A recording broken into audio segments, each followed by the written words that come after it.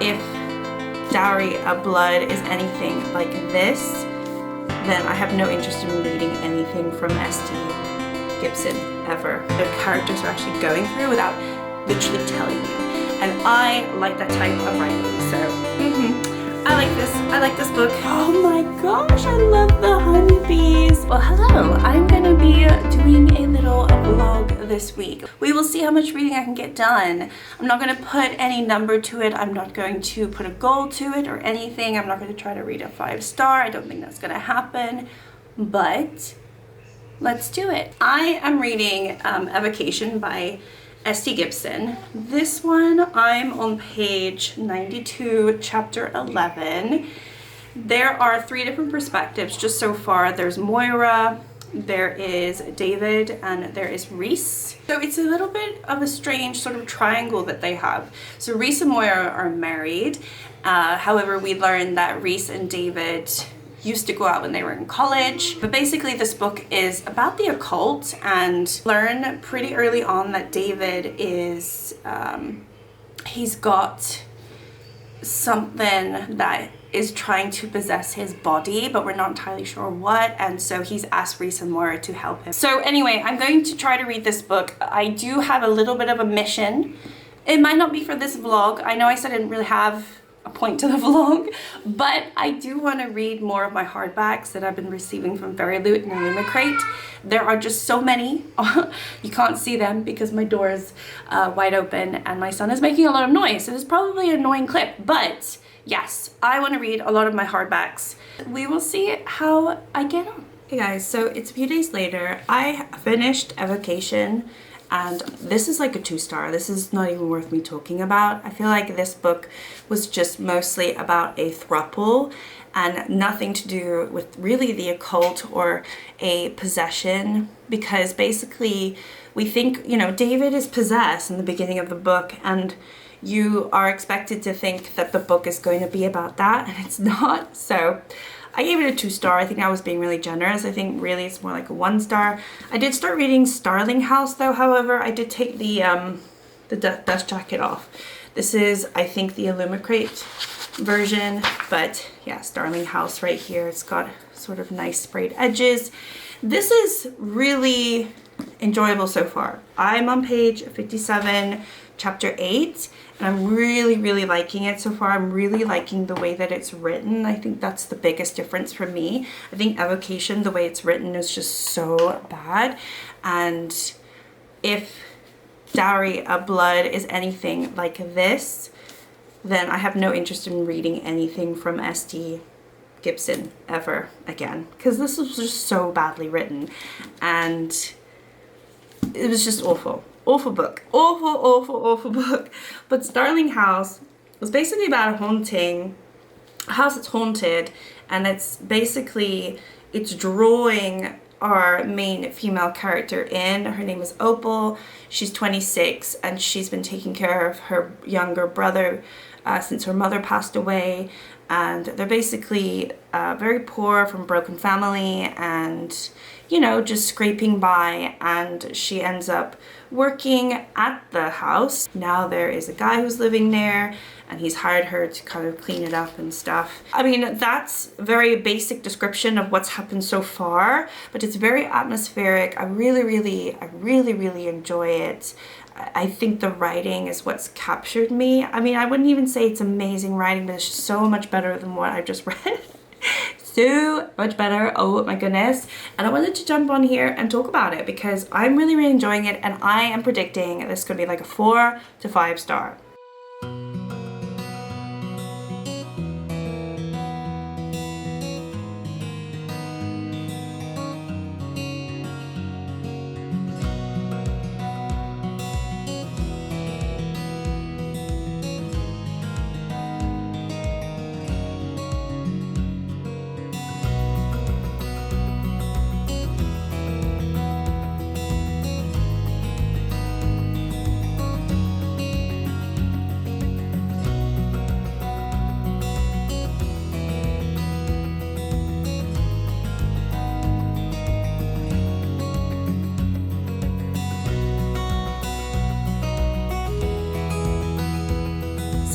next day. Is it the next day? Did I talk to you yesterday? I don't actually know. I've been reading this a little bit more. I am working today, although it doesn't look like I am because the sun is so beautiful outside. So I did spend a little bit of time outside. Did I say there was no romance in this book? There is a little romance. There is, and I'm all here for it. I am loving this. This is giving me all of the feels without me realizing I needed it, and there's a sweetness to it and a rawness to it, and I don't know, I'm just really, really enjoying the writing. I know I mentioned that before, but I was on Goodreads last night looking at Alex E. Harrow's other books, adding them to my want to read list, because I'm curious now. This is my first book written by her. Is it gonna be the best one? I don't know. So I actually read quite a bit. I'm on page 163, chapter 18. So I only have a little bit left. And I'm loving it. I'm tabbing, not too much, but there's certain things that I kind of just love. Like, and I think dizzily that I know exactly why Icarus flew so high when you spent too long in the dark.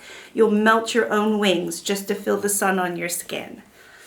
It's like so romantic. Arthur understands for the first time why Hades stole Persephone. Why a man who had spent his life in winter might do anything at all for a taste of spring. Like, maybe that's corny, but I like that.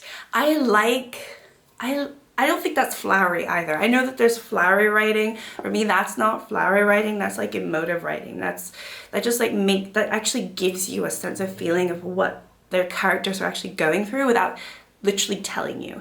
And I like that type of writing. So, I like this. I like this book. I did say I'm going to give this a 5-star. I think I am. I'm really I'm feeling like giddy because it has been so long since I have read a book that has given me these feelings. Like, I did just read Map of the Other Worlds, like the Emily Wiles Map of the Other Worlds, like the second book in that series by Heather Fawcett. I did just read that. And I kind of gave it a 5-star, although I was more like a 4.5-star, but that did not give me the feels like this one's giving me. So I'm loving this book so far. Finding every single page that I read enjoyable. So that is really, really nice. And I don't know, I just something about it that I'm loving. This is different than all the crap that I've been reading. So if you've not read Starling House, I would absolutely recommend it. I'm just loving it. I'm gonna love you and leave you, but I just thought I'd do a little update because I haven't done one, and I'm just feeling really excited about this book. Okay guys, so I did not finish this last night. I've been coughing a lot, quite a bit sick. I have every intention of finishing this last night. Oh my God, I could not speak. I'm on page 245, and so I've only got like 50 pages left. For a while there I was thinking, oh no, this is not gonna be a 5-star, because it kind of went a little flat. I wouldn't say like the first half of the book you saw me, I was like jumping with joy, I was really, really enjoying this, and then it kind of went flat a little bit, just a little bit, but I think it's picked itself back up. I really hope it ends the way I want it to end, but I have a feeling it's not gonna end the way I want it to end. But I think regardless of that, I'll probably give it a 5-star because I'm still enjoying it and I'm tabbing little moments that I really like. Yeah, it's a little gut-wrenching at times, and I've been really enjoying that.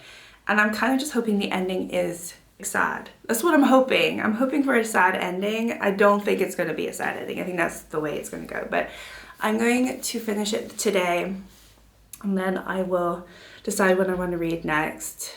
It's Wednesday today, so I figured we're gonna do like a weekly vlog. So there's definitely time to read another book because I'm like, you know, reading and I don't want to stop. So yeah, I'll finish it today. Try to feel a little bit better about myself because I'm not feeling super good and my blood pressure is super high. So I need to like get my anxiety down. Dealing with that as well, which is always fun. Knowing that I have high blood pressure now just makes me stress out a little bit more. I had high blood pressure when I was pregnant with my son. I know this has nothing to do with anything, but it was a huge ordeal because the doctors and nurses made a huge fuss about it, and I felt fine. But at the moment right now, I don't feel fine. I'm having headaches, and that can be like a sign of it as well. So we have like a blood pressure machine, and I took it last night and it was super, super high. I took it again this morning and it was much lower. So it was just a fluke, but we're just gonna see. I just took some medicine, and I think I'm gonna read a little bit today. It's almost lunchtime. So I'm going to take my lunch break because I'm working. I do work from home, and I'll probably just try to finish this during my lunch break. Maybe sit outside, have some salad. Have salad every day with my Takis, which is, you know, they introduced Takis. I know they've been around for a while in the US, but they just came to Portugal, I would say like a couple months ago now, or actually maybe a little bit longer. Was it a little bit longer? Maybe like 6 months ago now. And I've been like crazy about them. And I put them in my salad. I know that's not good, but I put some in my salad just for that extra crunch and that spice. I like the spicy ones, and so yeah, I look forward to my lunch. If I don't have a salad for lunch, I feel crappy like the rest of the day. So I've been having a salad like literally every day for months, except for maybe the one odd day here or two where I run out of salad and I don't have anything to eat. So anyway, I'm gonna have that, read the rest of my book, maybe come back and tell you the next book that I'm gonna read. I can't remember the name of it. I know what it is. It's not behind me though. It's in my my bedroom, and I just can't bother to go there. So anyway, I'll be back when I finish the book and give you my final verdict. Hey guys, it's a few days later. So I did finish Starling House. I wanted to sit on it a few days because I gave this a 5-star. There was the ending wasn't what I wanted it to be, but that doesn't mean it was bad. It just wasn't what I wanted it to be. So I had to sit on it for a few days. But then yesterday I was thinking, gosh, you know, I wish I were still reading this book. There was something, I don't know what happened in this book, but from the first page, I knew I was going to enjoy it. And it has to do with the writing. I just melted into the story. That's how I felt when I read this book. So I don't know if it's going to be for everyone, but I definitely loved it. And even if it didn't do what I wanted it to do at the time or expected it to do, it still was really beautiful. I think I love this book. So I gave it a 5-star. Coming off of that amazing book that I just read, I started reading The Forest Grimm by Catherine Purdy. I took the sleeve off because it's just annoying. So this is what the underneath cover. This is from Fairy Loot, I think. And this is from Illumicrate, so maybe I should do Battle of the Subscription Boxes. I don't know so far how many Fairy Loots I've enjoyed. I think Evocation was also a Fairy Loot one, if I'm not mistaken. Yeah, this is a Fairy Loot one, and I hated that one, so I'm diving into another Fairy Loot. And this video is not sponsored, but I just received my Fairy Loot, so I figured I'd open it up. But let me just talk quickly about this one first. So Sort Fortunae is actually a book that is referenced in this story that is lost to the Forest Grimm. And so far I'm only on page 40, chapter 4, so like not very far at all. But we're following this girl, I can't remember her name. She's basically like lost her mother. Her mother has been lost to the forest. There's this forest that the village lives near that they can't go in. And they have lost ones that have disappeared in there. And every month they try to not vote, but they pull a name from basically a hat. It's not really a hat, but they pull a name, and then that person is designated to try and go into the forest to find the lost ones. I don't know if I'm explaining it properly. Kind of read it pretty fast last night, and I was like, I don't really feel like reading. So I think it's okay. It's kind of interesting. Obviously, once she gets into the forest, it'll be a little bit more interesting. I think this is a, what's her name? Little Red Riding, kind of a rewrite of that. You obviously have the wolf in the front too. So I don't know. There is a guy called Axel who is somebody that she's grown up with, and he lost his fiance to the woods a year ago, and he's just been voted to try to go into the woods, but the woods didn't let him, or the forest didn't let him. So I don't know if that's a love interest or if there's going to be a different love interest. I'm assuming that will be the love interest, if there is a love interest. So that's as far as I've gotten. I think so far it's kind of silly, but it doesn't have like the same feeling that Starling House gave me instantly, right? So I'm just gonna open up this Fairy Loot. I think this is the must be the May edition because we're right at the end of May, so it must be May, and I have no idea what's in this box. I don't really spoil myself. I don't even look at the emails that they send of the little like what the themes are gonna be. If I do, I don't recall what they're gonna be. Oh my gosh, that's so weird. I was opening this book and I just looked at that part and I was like, is this Evocation again? Are they sending the same book? Thankfully not. Oh my goodness, if I got the same book, I would like cringe inside. Okay, so this is the adult, this is the young adult, sorry. It's the Temptation of Magic by Megan Scott. Very boring looking sleeve. Oh, you do have some nice sprayed edges here, but the sleeve itself is pretty boring. Is it reversible? Okay, it is reversible. And you have some hands. That might have been a little bit more interesting. Oh, and you have this girl in the back as well with a really long nose. Oh no, it looked like she had a really long nose. Okay, the Temptation of Magic. Interesting. All right, so it looks like it might be like dark academia vibes, with obviously some magic involved. And then you do have a love interest. Ooh, very hunky man in the back as well. So I feel like, so when I signed up for Fairy Loot, obviously they put you on a waiting list, and I think I only wanted to get the adult box, but I think it was all sold out, so I had to get something else. So that's why I got the young adult and the adult box, which obviously is a little bit more expensive, which is kind of stupid that they can't just send me the adult one. I know that there is a romantasy specific box as well, like subscription. I'm not sure why, because I feel like every single book that I get from Fairy Loot is some sort of romantasy. Like, does anyone else feel that way? I feel like, why would you get a specific subscription for romantasy when, generally speaking, every book that you receive has some romance in it anyway? All right, I'm going to read the description here because the one in the book is super long. So this is atmospheric with a dark academia setting. Okay, I was right. This is the thrilling story of a girl with the ability to overpower supernaturals. Nicole must hide her identity whilst forging an alliance with her enemy, but will she be able to withstand the allure of magic? Okay, so I think it's gonna be a fun read. Not a fan of how it looks, but who cares? It's just a book. So yeah, and then moving on to the adult box. Oh, I love this yellow in here. Okay, this is more like it. The Honey Witch. I think I've heard about this, or I've seen it before.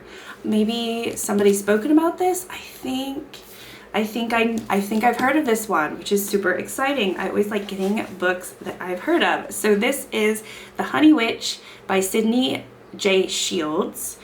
And it's a wonderfully heartwarming romance with a beautiful cottage witch setting. The story follows Marigold, a girl training to become the next Honey Witch, and a grumpy magic skeptic in a tale of bravery, self-discovery, and love. So it's probably going to be like a Grumpy Sunshine vibes, but I feel like I've seen this, at least on Good. Oh my gosh, I love the honeybees. Okay, I love it. I love this. This is gorgeous. Oh, my favorite so far. I love honeybees. Okay, then we've got the inside. Ooh, it's reversible. Let's see what it looks like. Okay, I definitely prefer the other version, but you do have this version as well, which is a little bit darker.